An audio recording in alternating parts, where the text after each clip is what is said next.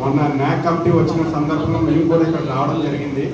మేము 2003-2006 బ్యాచ్లో నేను బీఎస్సీ ఎంపీసీ గ్రూప్కి హెడ్ సెక్షన్ నేను చదువుతున్నాను.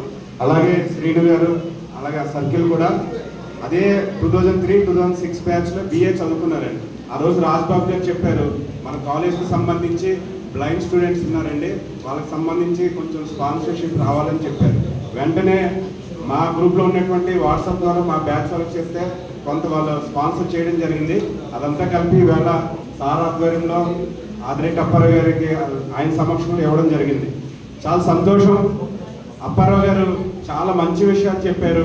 నేను చెప్పాలనుకున్న విషయాలు కూడా ఆయన చెప్పడం జరిగింది కనుక నేను ఒక మాట చెప్తానండి.